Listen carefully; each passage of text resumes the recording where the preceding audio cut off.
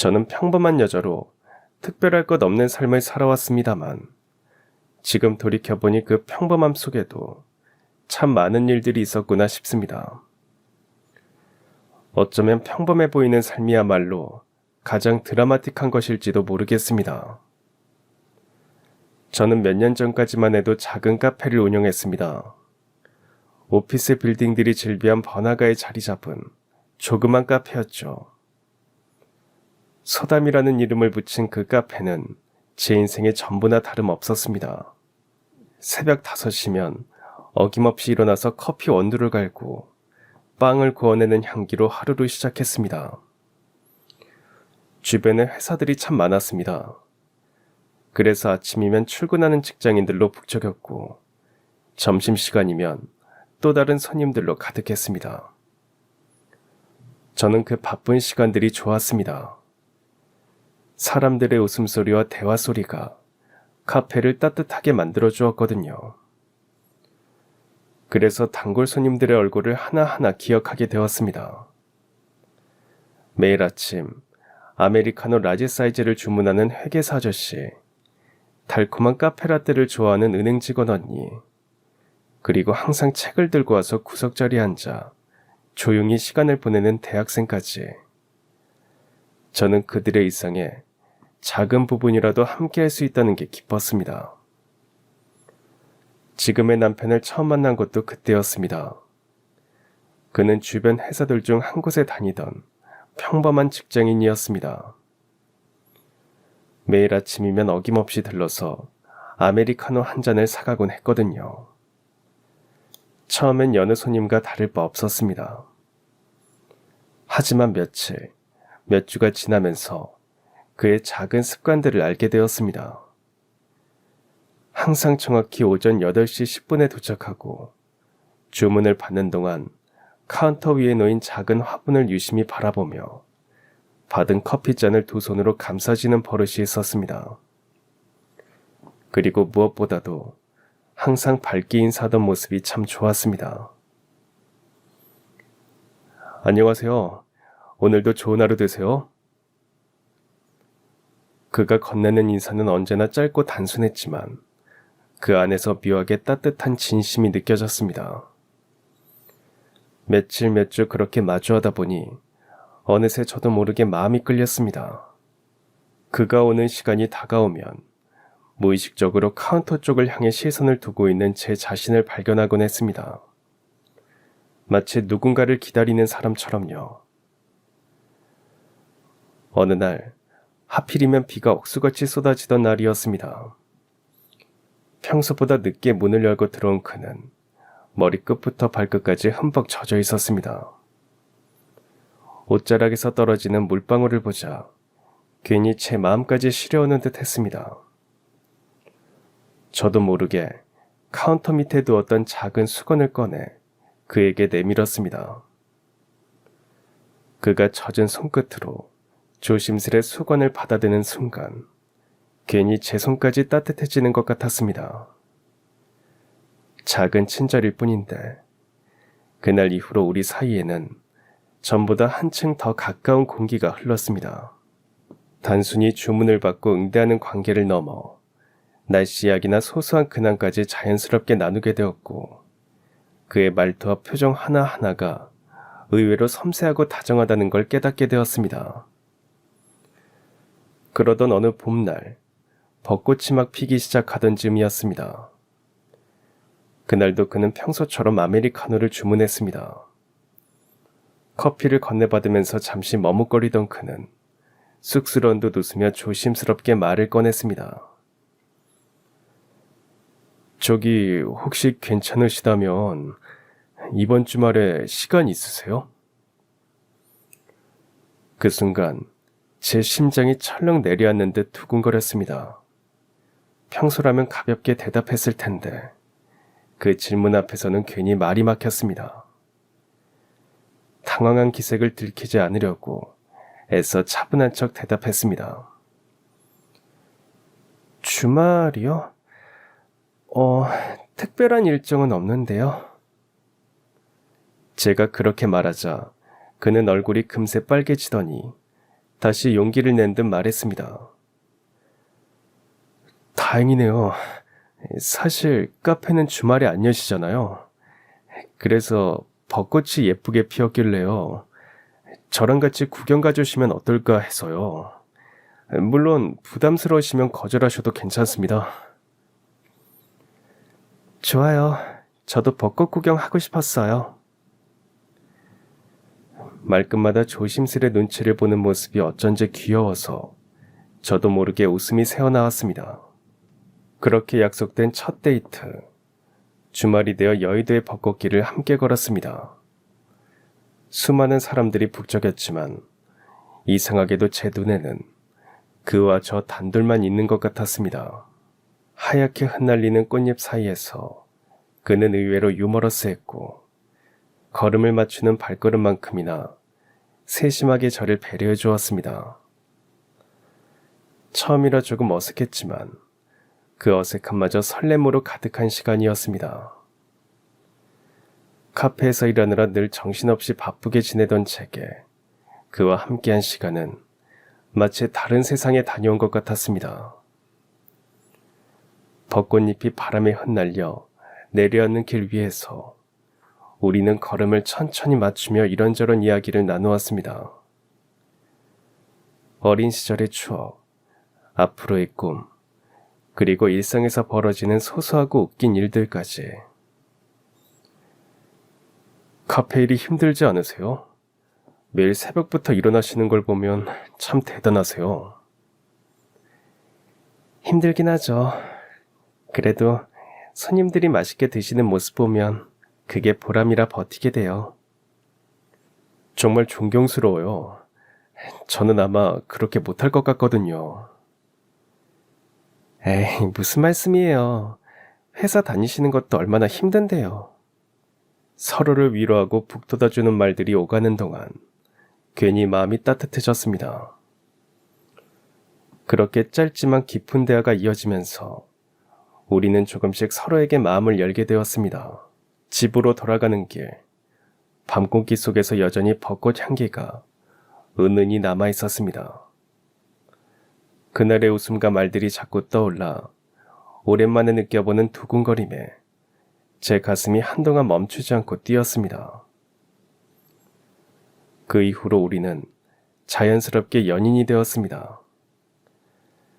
처음에는 주말에만 만났지만 점차 평일 저녁에도 시간을 내서 함께 보내게 되었습니다. 카페 문을 닫고 나면 근처 조용한 식당에서 저녁을 먹거나 동네를 산책하곤 했습니다.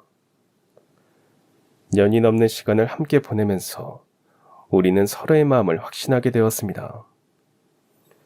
그 시간 동안 성격, 가치관, 꿈까지 차근차근 알아갔고 함께한 하루하루가 쌓이며 저희는 점점 더 깊은 신뢰를 나누게 되었습니다. 그는 말수가 적고 속내를 쉽게 드러내지 않았지만 그것마저도 그의 신중하고 진지한 성격 때문이라 생각했습니다. 어느 날 저녁, 한강공원을 천천히 걸으며 봄바람을 맞던 중이었습니다. 그가 발걸음을 멈추고 잠시 숨을 고르더니 조심스럽게 말을 꺼냈습니다. 저는 사실 결혼할 생각이 없었어요. 예전에 부모님 사이가 좋지 않으셔서 결혼이란 게 두렵게만 느껴졌거든요. 그런데 희주 씨를 만나면서 생각이 달라졌습니다. 저도 누군가와 함께하는 삶이 행복할 수 있구나. 처음으로 그렇게 느꼈어요. 저랑 결혼해 주실래요? 갑작스러운 고백과 프로포즈에 순간 말문이 막혔습니다. 하지만 제 마음속 대답은 이미 정해져 있었습니다. 네, 좋아요. 그의 얼굴에 환한 미소가 번졌습니다. 그 순간 저는 이 사람과 함께라면 어떤 어려움도 헤쳐나갈 수 있을 것 같다는 확신이 들었습니다. 결혼을 준비하는 동안 저희는 서로의 과거에 대해 조금 더 깊이 이야기를 나누었습니다. 저는 부모님을 일찍 여의고 친척집을 전전하며 지냈던 어린 시절을 들려주었고, 그는 부모님의 이혼 이후 홀로 지내며 버텨왔던 이야기를 짧게 털어놓았습니다. 다만 자세한 부분은 끝내 말하지 않았습니다. 그가 너무 힘든 기억 앞에서 말을 잇지 못하는 듯 보여서 저 역시 더 묻지 않았습니다. 둘 다 형편이 넉넉하지 않아 성대한 결혼식은 올리지 못했습니다. 그 대신 혼인신고만 하고 둘만의 힘으로 새로운 삶을 시작하기로 했습니다. 부모님의 도움 없이 빈손으로 출발했지만 마음만은 누구보다 단단했습니다. 우리의 첫 보금자리는 작은 원룸이었습니다. 넓지는 않았지만 함께 꾸민 그 공간은 세상 어디보다 따뜻했습니다. 아침이면 남편이 먼저 일어나 커피를 내리곤 했습니다. 오늘도 카페에서 힘내. 퇴근하면 맛있는 저녁 차려놓고 기다릴게. 고마워요. 오늘은 제가 일찍 들어와서 저녁 준비할게요. 그렇게 주고받는 다정한 말 한마디, 함께 차린 소박한 밥상, 하루를 마치고 같은 이불 속에서 나누는 작은 대화들. 사람들이 말하는 큰 행복은 아니었지만 우리 둘에게는 충분히 큰 기쁨이었습니다. 조용히, 그러나 단단하게 우리만의 리듬이 하나씩 쌓여갔습니다.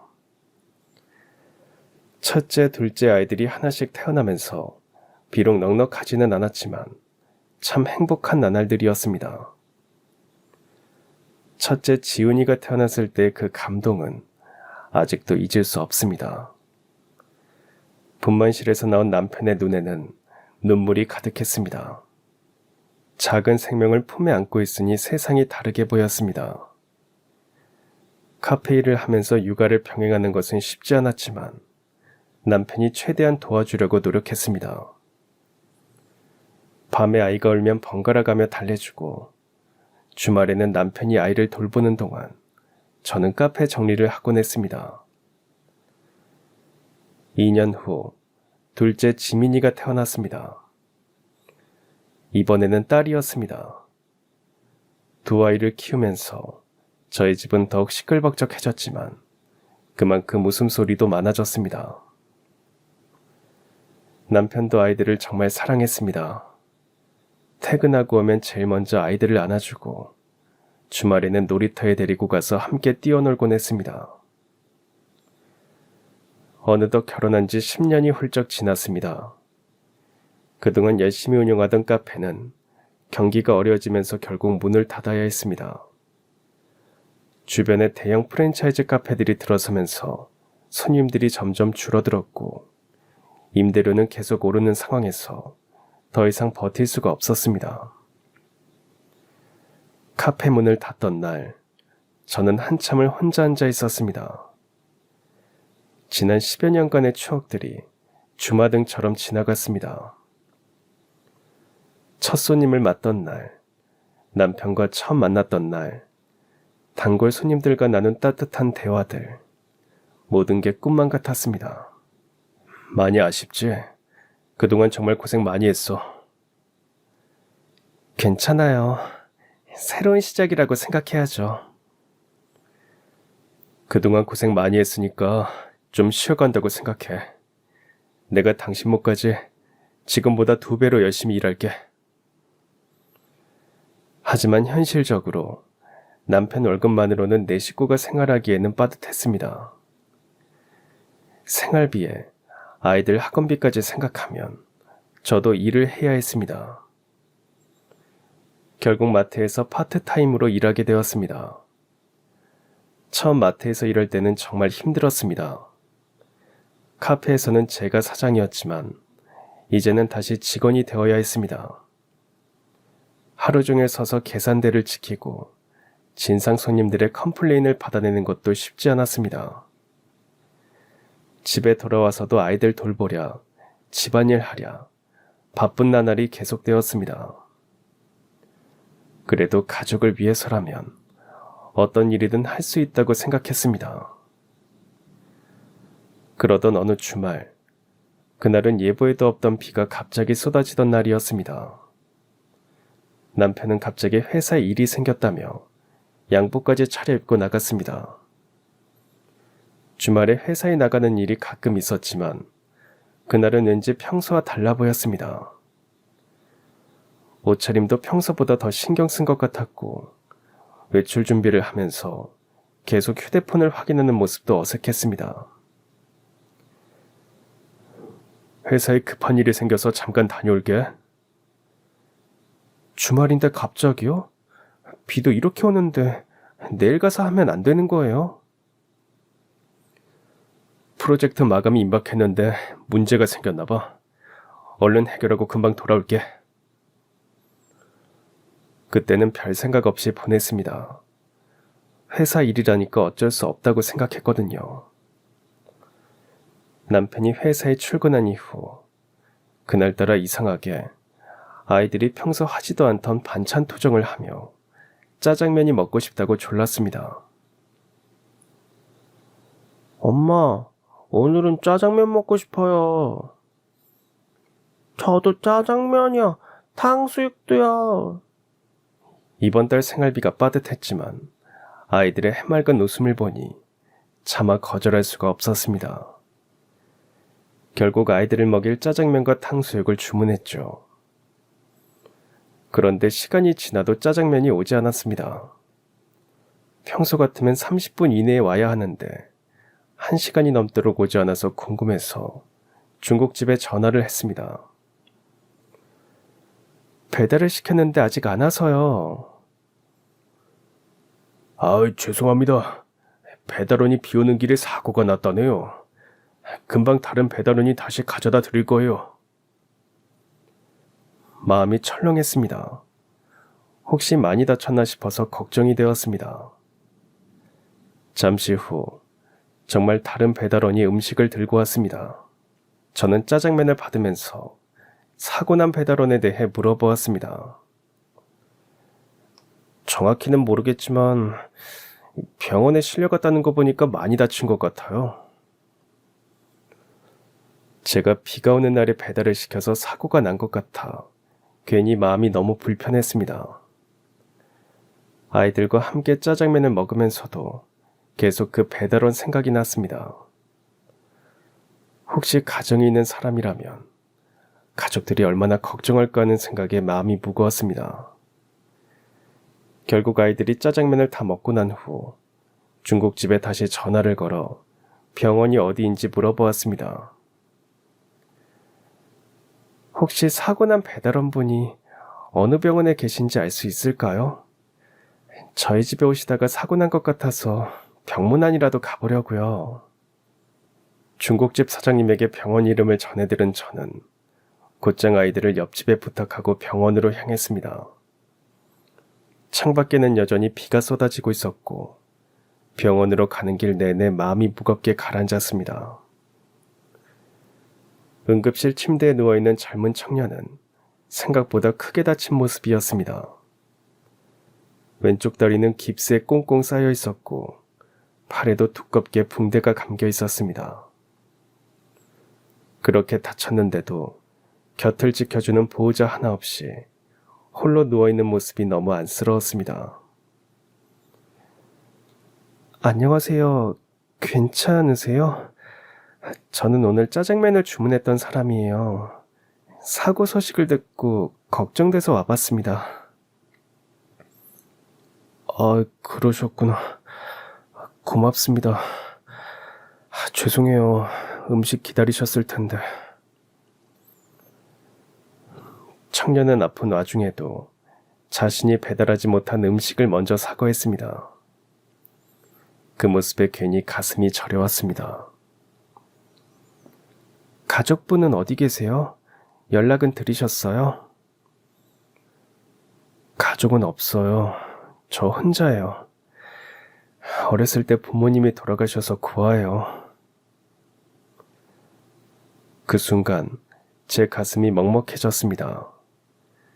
이렇게 크게 다쳤는데도 의지할 가족이 없다니 얼마나 외롭고 두려울까 싶었습니다. 저 역시 어린 시절 부모님을 일찍 잃고 친척집을 전전하며 자랐던 터라 그의 말이 남일 같지 않았습니다.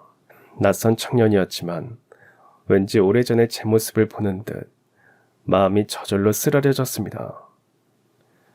그때 제 옆에서 청년의 핸드폰이 울렸습니다. 중국집 사장이었습니다. 전화는 제가 대신 받았습니다. 에? 여보세요? 이 번호 배달원 전화 아닌가요? 맞아요. 저 아까 짜장면 배달시켰던 사람이에요. 아, 진짜 병문안 가셨어요? 그 배달원 좀 바꿔주세요. 지금 치료를 받고 있어서 전화를 받을 수 있는 상황이 아니에요.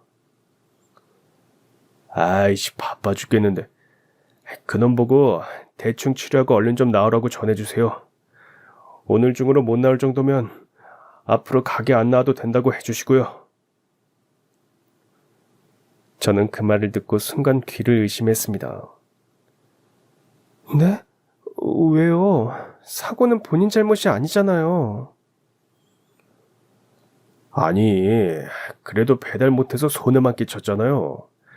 골치 아파 죽겠는데 왜 따져요? 그냥 그렇게 전해주세요. 그 말에 온몸이 차갑게 굳어졌습니다. 사람이 어떻게 이렇게까지 모질 수 있을까요?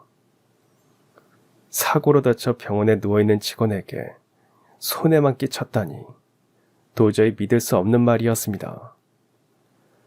분노와 안쓰러움이 한꺼번에 밀려와 가슴이 복받쳐 올랐습니다. 사장님이 뭐라고 하세요? 당장 나오라고 하시죠. 아니에요. 그냥 치료 잘 받고 빨리 낫기를 바라신대요. 이미 배달원은 제가 거짓말한 것을 눈치챈 것 같았지만 그렇다고 차마 사장의 독한 말을 그대로 전할 수는 없었습니다. 괜히 청년이 더 상처받을까봐 차라리 숨기는 게 낫다고 생각했습니다. 우리 집 형편도 빠듯했지만 그 순간만큼은 계산이 서지 않았습니다. 누군가는 이 아이를 도와줘야 한다는 마음뿐이었습니다. 그래서 치료비를 대신 내기로 했습니다. 부모도 의지할 사람도 없이 홀로 세상을 버텨온 청년이 제 눈에는 너무도 불쌍하고 또 애처롭게만 보였습니다. 치료비는 제가 낼게요. 걱정하지 마세요. 아니에요. 그럴 순 없어요. 제가 내야죠. 아니에요. 제가 주문해서 생긴 일이잖아요. 제가 하고 싶어서 하는 거예요. 끝내 제 고집에 청년은 더 이상 거절하지 못했습니다. 그렇게 치료비를 대신 내고 집으로 돌아왔습니다. 집에 돌아와 남편에게 그날 있었던 일을 털어놓았습니다. 당신 마음은 알겠는데 우리도 넉넉한 형편은 아니잖아. 맞아요. 그런데 그냥 두고 보자니 너무 마음이 걸리더라고요. 아직 젊은 청년인데 아무도 없이 꼭 저 어릴 때 보는 것 같았어요. 그랬구나. 당신 마음이 그렇다면 잘했어. 남편도 제 결정을 이해해 주었습니다. 며칠 뒤 치료를 받고 무사히 태어난 청년이 우리 집을 찾아왔습니다. 목발을 짚고 절뚝이며 걸어오는 모습이 다시금 안쓰럽게 다가왔습니다. 안녕하세요. 그때 도움 주신 분이죠? 어머, 벌써 태어나셨어요? 괜찮으세요? 네, 많이 좋아졌어요. 정말 감사했습니다. 지금은 가진 게 없어서 드릴 것도 없지만 이 은혜는 꼭 갚겠습니다. 그러면서 주머니에서 작은 쪽지 하나를 꺼내 저에게 건네주었습니다. 이건 어떻게 보답해야 할지 몰라서 준비한 건데요. 나중에 보세요. 그럼 저는 이만. 황급히 자리를 뜨는 배달원의 뒷모습을 보며 저는 손에 쥔 쪽지를 펼쳐보았습니다. 그 안에는 평창동의 한 고급 주택 주소가 적혀 있었습니다. 평창동이라면 서울에서도 손꼽히게 부유한 사람들이 사는 동네일 텐데 대체 왜 그곳 주소를 남기며 은혜를 갚겠다고 한 걸까 의문이 들었습니다. 며칠 동안 그 쪽지를 책상 서랍에 넣어두고 혼자만 궁금해했습니다. 남편에게 말을 해볼까도 했지만 별일 아닐 수도 있다는 생각에 쉽게 꺼내지 못했습니다. 그러다 결국 호기심을 참지 못하고 며칠 뒤 직접 찾아가 보기로 했습니다. 마트에서 일을 마친 뒤 집에 들르지 않고 곧장 평창동으로 향했습니다. 평창동에 도착해 버스에서 내리자마자 눈앞에 펼쳐진 풍경은 제겐 낯설고도 충격적이었습니다. 거리 양쪽으로 늘어선 집들은 모두 크고 화려했고 정원은 하나같이 정성스럽게 가꿔져 있었습니다. 제가 살아온 세상과는 완전히 다른 풍경이었습니다. 배달원이 남기고 간 주소는 그 동네에서도 단연 눈에 띄는 고급주택이었습니다. 2층짜리 서양식 건물에 넓은 정원까지 갖춘 한눈에 봐도 남다른 집이었습니다. 저는 대문 앞에 서서 한참을 망설였습니다. 초인종을 눌러야 할까? 아니면 이쯤에서 발길을 돌려야 할까? 마음이 갈팡질팡했습니다. 그 순간 갑자기 대문이 열렸습니다. 그리고 그 안에서 나온 사람은 세상에 제 남편이었습니다. 심장이 쿵 내려앉는 듯 크게 뛰었습니다. 너무 놀란 나머지 반사적으로 근처 전봇대 뒤에 몸을 숨겼습니다. 정신이 하나도 없었습니다. 남편이 왜 이런 집에서 나오는 거지? 혹시 회사 일과 관련된 건가? 아니면... 의문이 꼬리에 꼬리를 물며 머릿속을 휘저었습니다. 그런데 잠시 후 집안에서 젊고 예쁜 여자가 뛰쳐나오더니 남편 품에 와락 안겼습니다. 여자는 울고 있었고 남편은 그녀의 등을 다정하게 토닥이며 달래주고 있었습니다. 그 장면을 보는 순간 제 머릿속이 새하얘졌습니다. 누가 봐도 남자와 여자로 사랑하는 사이처럼 보였습니다. 남편에게 다른 여자가 있다니. 게다가 이렇게 부유해 보이는 집에 사는 젊은 여자라니. 꿈에서조차 상상하지 못했던 일이 눈앞에서 벌어지고 있었지만 정작 저는 그 자리에서 뛰쳐나가 소리칠 용기가 나지 않았습니다. 다리는 후들후들 떨려 제 몸조차 가누기 힘들었고 가슴은 금세 터져버릴 듯 요동쳤습니다. 숨조차 제대로 쉬어지지 않았습니다. 어떻게 이럴 수가 있을까? 어떻게 나를 속이고 이런 짓을 할 수가 있지? 배신감과 충격에 눈앞이 까맣게 가려졌습니다. 결국 아무런 행동도 하지 못하고 집으로 돌아올 수밖에 없었습니다. 그날 밤 잠은커녕 눈을 감을 수도 없었습니다. 머릿속은 뒤죽박죽이었고 옆에서 자고 있는 남편을 보면서도 마치 전혀 모르는 사람을 곁에 두고 있는 듯 낯설었습니다. 10년 넘게 믿고 함께 살아온 사람이 정말 내가 아는 그 사람 맞는 걸까? 믿고 싶지 않은 의문이 끊임없이 떠올랐습니다. 다음 날이 밝자마자 결심했습니다. 이대로 혼자 괴로워하기보다 어떻게든 사실을 확인해야 했습니다. 혹시 내가 잘못 본 건 아닐까? 다른 이유가 있었던 건 아닐까? 진실을 알아야만 할 것 같았습니다. 우선 중국집에 전화를 걸어 배달원 청년의 연락처를 물었습니다. 하지만 사장은 이미 그만뒀다며 차갑게 연락처를 알려줄 수 없다고 했습니다. 다행히 우리 집에 배달을 왔던 다른 배달원을 만나서 그 청년의 연락처를 알 수 있었습니다. 아직 다리가 완전히 회복되지 않아 멀리 가지도 못한 채 집에서 지내고 있다고 했습니다. 안녕하세요. 그런데 무슨 일로 저를 찾으셨어요? 드릴 말씀이 있어서요. 그때 주신 주소 말인데요. 제 말을 들은 순간 청년의 표정이 굳으며 어두워졌습니다. 혹시 그 주소는 어떻게 알게 된 건가요? 원래 제 남편과 아는 사이세요? 배달원은 잠시 망설이다가 힘겹게 고개를 끄덕였습니다. 사실은 며칠 전이었어요. 음식을 배달하다가 우연히 봤습니다. 고급 승용차에서 젊은 여자가 내리는데 그 옆에 남편분이 함께 계시더라고요.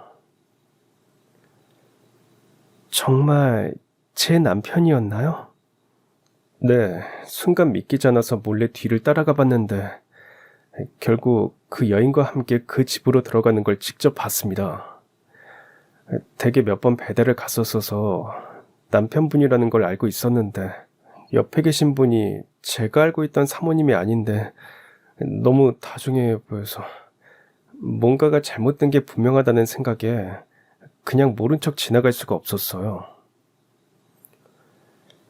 그래서 저한테 그 주소를 준 거군요. 네, 은혜를 꼭 갚고 싶기도 했고 혹시 모르고 계시다면 반드시 아셔야 할 것 같아서요. 괜히 상처가 되진 않았나 걱정했습니다. 가슴이 철렁 내려앉았습니다. 제가 직접 본 장면과 청년의 말이 딱 맞아떨어지자 더 이상 부정할 여지가 없었습니다. 남편에게 다른 여자가 있다는 건 이제 분명한 사실이었습니다. 고마워요. 덕분에 진실을 알 수 있었어요. 죄송합니다. 이렇게 좋지 않은 말씀을 드리게 될 줄은 몰랐습니다. 아니에요. 어차피 언젠가는 알게 될 일이었어요. 오히려 알려줘서 고마워요. 청년에게 인사를 마치고 돌아서는 발걸음은 한없이 무거웠습니다. 집으로 돌아오는 내내 머릿속이 복잡했습니다. 남편을 당장 불러세워 따져야 할까? 아니면 조금 더 증거를 모아야 할까? 혹여 내가 흥분해서 덤볐다가 오히려 발뺌만 하는 건 아닐까 하는 불안도 들었습니다.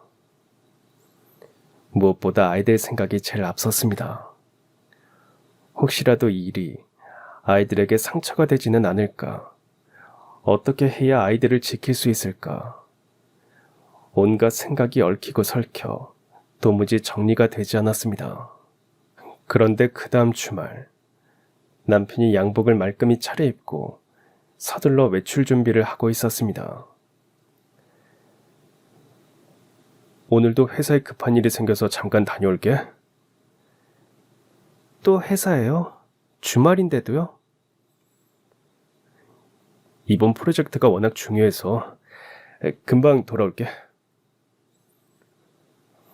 겉으로는 고개를 끄덕였지만 제 마음은 요동쳤습니다. 저번 일 이후로 아직도 어떻게 해야 할지 결정을 내리지 못한 상태였지만 적어도 진실은 끝까지 확인해야겠다고 생각했습니다. 남편이 집을 나서자마자 저는 황급히 택시를 잡아탔습니다. 정말 회사에 가는 걸까? 아니면 그 여자에게 가는 걸까? 머릿속에서 수없이 같은 질문이 맴돌았습니다. 역시나 남편이 도착한 곳은 평창동이었습니다. 택시에서 내린 저는 저번처럼 거리 한편 전봇대 뒤에 숨어 남편의 행보를 지켜보았습니다. 숨이 가빠지고 손끝이 떨렸지만 눈은 한순간도 그를 놓치지 않았습니다. 남편이 그 여자와 함께 나오는 순간을 확인해야 했습니다. 역시나 얼마 지나지 않아 남편이 현관 밖으로 나왔고 곧이어 그 젊은 여자가 뒤따라 나왔습니다. 저는 이번에는 더 이상 숨지 않았습니다. 심장이 쿵쾅거리고 다리가 떨렸지만 있는 힘을 다해 그들 앞으로 똑바로 걸어갔습니다. 당신, 어떻게 이럴 수 있어요? 제 목소리가 떨리면서도 크게 울려 퍼졌습니다. 남편은 마치 벼락이라도 맞은 듯 순간 얼어붙더니 얼굴이 하얗게 질렸습니다. 남편은 당황한 듯 눈을 크게 뜬 채 한참이나 말을 잇지 못했습니다. 그러다 허둥지둥 다가와 제 팔을 붙잡았습니다. 진짜 오해야. 제발 일단 안으로 들어가. 다 설명해 줄게. 무슨 오해가 있다는 거예요? 내 눈으로 똑똑히 봤는데. 그 순간 옆에 있던 여자가 조심스럽게 입을 열었습니다. 남편은 그 여자의 말을 막듯 서둘러 끼어들었습니다. 오빠, 이분이... 오빠? 오빠라고 부르나 보지? 아니야, 진짜 오해야. 내가 다 설명할게. 그러니까 제발 안에 들어가서 이야기하자.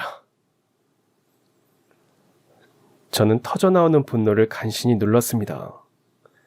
소리를 더 지를 수도 있었지만 그보다는 두 사람의 입에서 직접 무슨 말을 하는지 끝까지 들어야겠다는 생각이 앞섰습니다.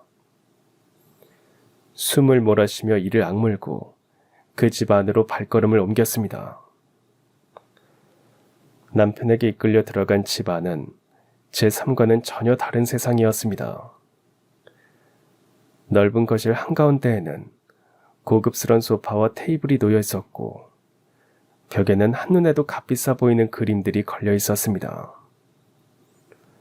잠시 기가 눌려 숨이 막히는 듯 했지만 애써 아무렇지 않은 척 소파에 앉았습니다. 남편이 무거운 표정으로 입을 열었습니다. 여보, 미리 말 못해서 진짜 미안해. 근데 나 바람핀 거 아니야. 사실은... 그제야 남편은 깊은 한숨을 내쉬고 지금까지 단 한 번도 꺼내지 않았던 이야기를 털어놓기 시작했습니다. 아버지가 내가 10살쯤 됐을 때 바람을 피웠어. 다른 여자랑. 어머니는 그 사실을 알자마자 바로 이혼하셨고 곧바로 미국으로 떠나버리셨지. 그래서 부모님 이야기를 늘 피했던 거구나. 너무 부끄럽고 차마 말할 수가 없었어. 그리고 제가 불륜 상대라고 오해했던 그 여자는 사실 남편의 이복 여동생이었습니다. 안녕하세요. 저는 지은이라고 해요. 오빠의 이복 여동생입니다. 제 엄마는 오빠 어머니랑 다른 분이에요. 이복 여동생이라고 인사한 지은 씨는 알고 보니 남편의 부모님이 이혼하기 전 이미 세상에 태어나 있었다고 했습니다. 그러니까 지은이는 부모님이 이혼하기 전에 벌써 태어나 있었어. 아버지가 엄마랑 같이 살던 시절부터 바람을 피웠던 거야. 어머니가 그 사실을 알게 되셨을 때는 이미 늦어 있었던 거고. 그런 환경 때문에 남편은 어린 시절 누구의 보살핌도 받지 못한 채 상처투성이로 자라야 했습니다. 결국 고등학교를 졸업하자마자 집을 뛰쳐나와 아버지와 절연했던 것입니다. 어릴 땐 너무 혼란스러웠어. 근데 지은이는 잘못이 없잖아. 태어나고 싶어서 태어난 게 아니니까. 그땐 미웠는데 시간이 지나니까 그냥 불쌍했어. 지은이도 나도 그냥 피해자일 뿐이니까. 그리고 결국 동생이잖아. 그래서 집을 나온 뒤에도 완전히 끊지는 못했어. 아주 가끔 안부 정도는 주고받았어. 그럼, 그래서 내가 지금까지 당신 가족을 한 번도 못 본 거였군요. 차마 보여줄 수가 없었어. 내 과거가 다 드러나는 거니까. 그제서야 모든 게 이해되었습니다. 남편이 왜 가족 이야기를 숨겼는지, 왜 그토록 말하기 힘들어 했는지. 하지만 의문은 남았습니다. 그런데 왜 지금 와서 다시 찾아온 거예요? 아버지가 암에 걸리셨어요. 시한부 선고를 받으셨습니다. 얼마 전 지은은 오빠를 찾아와 이렇게 사정을 털어놓았던 것이었습니다. 아버지가 마지막으로 아들을 보고 싶어 한다. 단 한 번만이라도 제발 돌아와 달라. 그 말이 남편의 굳게 닫힌 마음을 다시 흔들기 시작한 것이었습니다. 아버지가 정말 많이 아프세요. 의사 선생님이 길어야 몇 달이라고 하셨어요. 처음에는 거절했어. 이제 와서 아들이라고 찾는 게 우습잖아. 하지만 아버지가 정말 후회하고 계세요. 오빠를 그렇게 보내서 후회한다고 매일 말씀하셨거든요. 하지만 그런 것과 상관없이 처음에 남편은 단호하게 거절했다고 했습니다. 그런데 문제는 이복 여동생이 포기하지 않고 매일같이 찾아왔다는 겁니다. 지은이가 매일 회사 앞에서 기다리고 있더라고. 사람들이 다 쳐다보고. 오빠를 설득하려고 계속 찾아갔어요. 아버지가 정말 보고 싶어 하셔서. 아빠가 많이 후회하셨어요. 오빠를 그렇게 방치하고 절연까지 한 걸. 결국 남편은 더 이상 거절하지 못하고 평창동 아버지 집을 찾아갔고 그 모습을 배달원이 본 것이었습니다. 정말 딱 한 번만 보고 끝내려고 했어. 그런데 왜 나한테는 말 안 했어요? 내가 어떻게 말해? 내 아버지가 바람 피운 사람이라고? 내가 그런 인간의 아들이라고? 얼마 전에도 이복 여동생이 전화를 해왔습니다. 이번엔 정말 마지막일 것 같다며 울먹이며 부탁했고 남편은 결국 회사에 일이 생겼다 거짓말을 하고 평창동으로 향한 것이었습니다. 그날 아버지가 갑자기 쓰러지셨어요. 오빠한테 급하게 연락했죠. 병원에서 연락 와서 나도 급하게 달려간 거야. 그리고 다행히 괜찮아지셔서 다시 집으로 모셔다 드리고 나오는 길이었어. 아버지가 어차피 얼마 안 남은 삶, 병원에 있는 건 싫다고 하시더라고.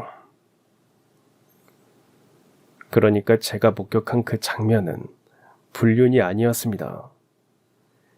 그날 울던 여자는 남편의 이복 여동생이었고 그녀는 아버지가 이제 얼마 못 버틴다. 제발 아들로서 마지막 가는 길만이라도 봐달라며 매달리고 있었던 것입니다. 남편이 제 눈을 피하지 못하고 떨리는 목소리로 말했습니다. 여보 미안해. 그런데 정말 차마 말할 수가 없었어. 내 아버지가 바람을 피워서 집을 박살낸 사람이라는 게 너무 창피했어. 혹시 아버지처럼 나도 바람을 피울지 모른다고 당신이 조금이라도 의심할까봐 크게 겁나기도 했고. 당신은 그럴 사람이 아니잖아요. 그래도 말해주지 그랬어요. 너랑 아이들까지 이 더러운 가족사에 휘말리게 하고 싶지 않았어. 그냥 내가 혼자 짊어지고 가면 된다고 생각했어. 어차피 돌아가시면 끝이니까. 그 목소리에는 오랫동안 억눌러온 고통과 두려움이 묻어 있었습니다. 아버지를 원망하며 연을 끊고 살았지만 막상 임종이 다가오자 끝내 외면하지 못하는 마음. 그러면서도 제 앞에서는 끝까지 강한 척하며 숨겨왔던 그의 감정이 그대로 느껴졌습니다. 나도 사실 혼란스러웠어. 근데 죽어가는 아버지를 보니까 아무리 미워도 외면이 안 되더라고. 언니, 오빠가 정말 고민 많이 했어요. 언니를 속이고 있다는 생각에 많이 괴로워했고요. 그 순간 제 눈에서 눈물이 터져 나왔습니다. 남편이 왜 그렇게 말을 아꼈는지, 왜 혼자서 그 무거운 짐을 짊어지고 있었는지 이제 알 것 같았습니다. 저는 남편을 불륜으로 오해하고 있었는데 남편은 오히려 가족을 지키기 위해 부끄럽고 아픈 진실을 혼자 감당하며 버티고 있었던 것입니다. 당신이 그렇게 힘들어하는 줄 몰랐어요. 미안해, 거짓말해서. 아니에요. 당신 입장에서는 말하기 어려웠을 거예요. 언니, 정말 죄송해요. 오빠가 가정이 있다는 걸 알면서도 계속 찾아가서. 괜찮아요. 아버지를 생각하는 마음이니까요. 저 역시 며느리로서 마지막 도리는 해야겠다고 마음을 먹고 시아버지가 잠시 의식을 찾으셨을 때 병실로 들어가 배웠습니다. 그 순간 제 마음은 참 복잡했습니다. 남편의 아버지로서 존중해야 하지만 동시에 가정을 무너뜨린 장본인이기도 했으니까요. 그럼에도 눈앞에 그는 모든 걸 후회하며 죽음을 앞둔 한 인간일 뿐이었습니다. 며느라가 이렇게 와줘서 고맙구나. 우리 아들이 좋은 사람을 만나서 다행이야.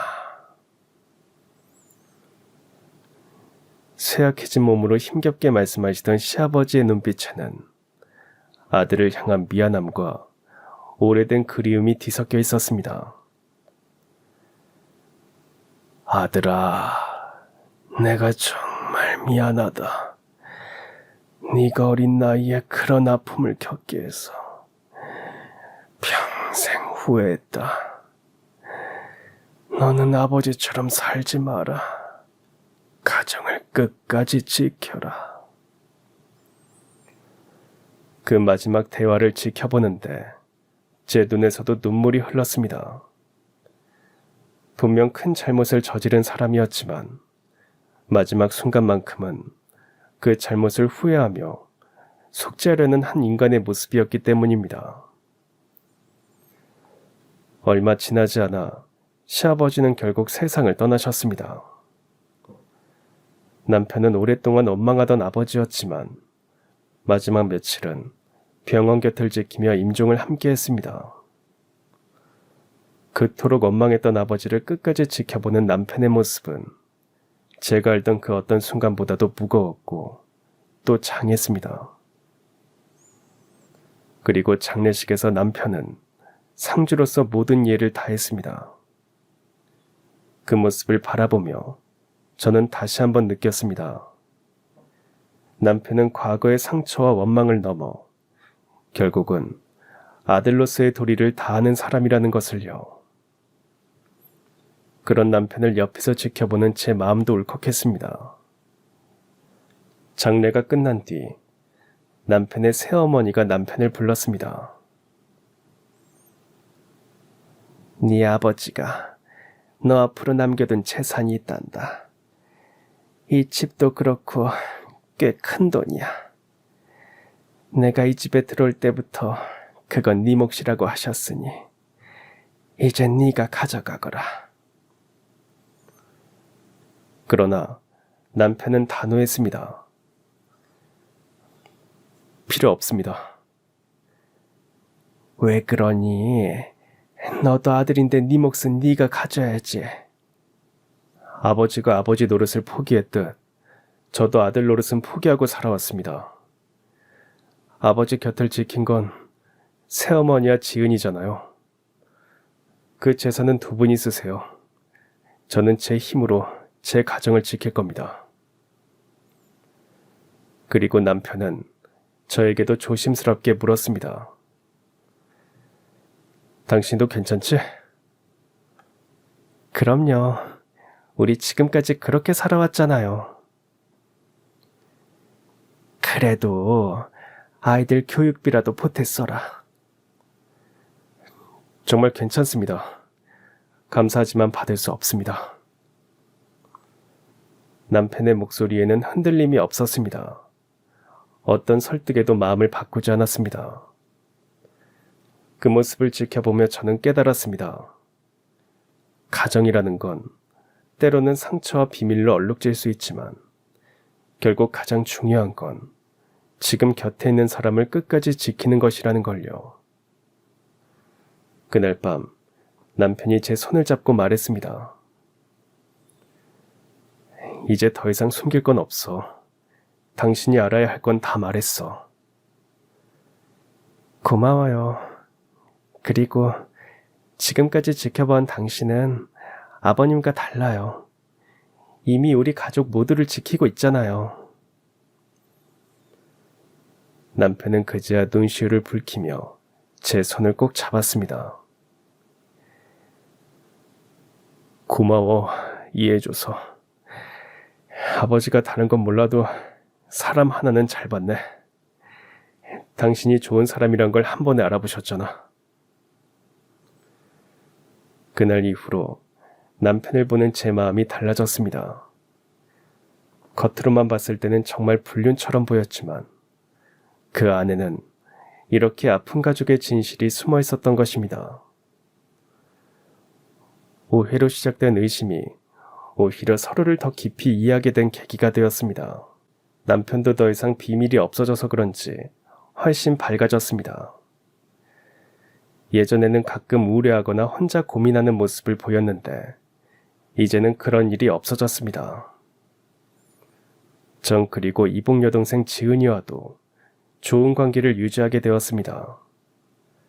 처음에는 어색했지만 시간이 지나면서 진짜 가족 같은 마음이 들었습니다. 언니, 아이들 얼굴 좀 보고 싶어요. 그래요? 언제든 놀러 오세요. 정말요? 부담스럽지 않으세요? 아니에요. 이제 우리도 가족이잖아요. 지은이는 우리 아이들을 정말 예뻐했습니다. 가끔 집에 놀러와서 아이들과 함께 놀아주고 선물도 사다 주곤 했습니다. 아이들도 지은이를 진짜 고모처럼 따랐습니다. 몇 개월 후 우연히 배달원 청년을 다시 만났습니다. 이번에는 다른 식당에서 배달 일을 하고 있었습니다. 안녕하세요. 그때 도움 주신 분이죠? 어머, 안녕하세요. 다리는 다 나으셨어요? 네, 완전히 나았어요. 그때 정말 감사했습니다. 다행이네요. 그런데 그때 주신 주소 덕분에 오해가 풀렸어요. 남편이 바람을 피우는 줄 알았는데 알고 보니 이복 여동생이었거든요. 아, 그렇게 된 거였군요. 제가 괜한 오해를 만든 건 아니었나 싶어서 걱정했는데. 아니에요. 덕분에 남편의 상황을 이해할 수 있게 되었어요. 다행이네요. 가정이 화목해지셨다니 저도 기뻐요. 정말 고마웠어요. 덕분에 우리 가족이 더 가까워졌어요. 지금도 가끔 그날을 떠올립니다. 그리고 마음속으로 다짐합니다. 무슨 일이 있어도, 어떤 상처가 있어도 나는 이 가족만은 끝까지 지켜내겠다고. 남편은 여전히 성실하게 회사를 다니고 저는 마트에서 일하며 가게를 보탭니다. 비록 경제적으로 넉넉하지는 않지만 우리의 삶은 누구보다 따뜻하고 풍요롭습니다. 아이들도 건강하게 잘 자라고 있습니다. 지훈이는 어느새 중학생이 되었고 지민이는 초등학교 고학년이 되어 씩씩하게 커가고 있습니다. 가끔 아이들이 묻습니다. 엄마, 우리 집은 왜 이렇게 가난해요? 그럴 때 저는 웃으며 이렇게 대답합니다. 가난하지 않아. 우리에겐 사랑이 있잖아. 사랑만으로도 살 수 있어요? 그럼 사랑이 있으면 더 맛있는 밥을 만들어 먹을 수 있어. 맞아요. 엄마가 만든 밥이 제일 맛있어요. 그래, 우리 엄마가 세상에서 요리를 제일 잘하지. 이런 소소한 대화들이 저를 행복하게 만듭니다. 돈으로는 살 수 없는 우리 가족만의 따뜻한 순간들이니까요. 돌이켜보면 모든 일은 우연처럼 시작되었습니다. 비 오는 날, 배달을 시키지 않았다면, 그 배달 청년이 사고를 당하지 않았다면, 그리고 그가 은혜를 갚겠다며 우리 집 주소를 알려주지 않았다면, 아마 저는 지금까지도 남편의 아픈 과거를 모른 채 살았을지도 모릅니다. 하지만 이제는 알 수 있습니다. 그 모든 사건이 결국 우리 가족을 더 단단하게 만들어 주었다는 것을. 오해와 의심을 넘어 진짜 사랑이 무엇인지 깨닫게 해주었다는 것을요. 앞으로도 어떤 일이 있어도 같이 해결하자. 물론이죠. 우리는 가족이니까. 그 대화를 나누던 순간 저는 확신했습니다. 비록 가진 건 많지 않지만 우리 가족은 누구보다 행복하다는 것을. 사랑으로 이어진 진짜 가족이라면 어떤 어려움도 함께 이겨낼 수 있다는 것을요. 평범한 일상 속에 숨어있던 진실이 우리를 놀라게 하고 아프게도 했지만 그 진실을 외면하지 않고 마주했기에 우리는 더 큰 행복을 얻을 수 있었습니다. 그것이 바로 우리가 함께 겪어낸 소중한 경험이었습니다. 그럼 지금까지 사연 들어주셔서 감사합니다. 사연이 재밌으셨다면 구독과 좋아요 부탁드려요. 감사합니다. 안녕히 계세요.